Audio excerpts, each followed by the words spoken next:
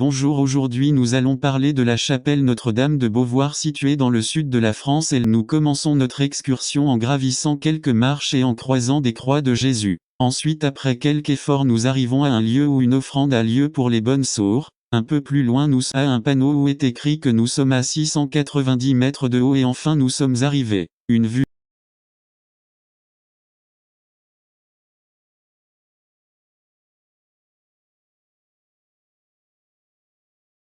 Une vue magnifique s'offre à nous et je lus un panneau où il était écrit Chapelle Notre-Dame de Beauvoir une autre vie s'invente ici. Parc naturel régional du Verdon. À première mention connue de la chapelle désignée d'abord sous le nom de Notre-Dame d'Entre-Roches, remonte au Xer siècle. La nef actuelle, de style roman, peut dater du Xil siècle. Les deux dernières travées et le chœur, de style gothique, datent du XVIe siècle, comme le portail de bois finement sculpté et le porche couvert de tuiles vernissées. La renommée de la chapelle se répandit à partir du XVIIIe siècle surtout en raison des nombreux miracles de la Vierge. Le pèlerinage à Notre-Dame prit rapidement de l'ampleur, encouragé par l'Église qui accordait, ou vendait, des indulgences aux pèlerins. Au XVIIe siècle, ces pèlerinages prirent une forme particulière. On amenait ici les enfants morts-nés, qui ressuscitaient quelques instants, le temps de les baptiser et d'assurer ainsi le salut à leur âme. Après quoi, ils étaient inhumés religieusement dans l'enceinte du cimetière.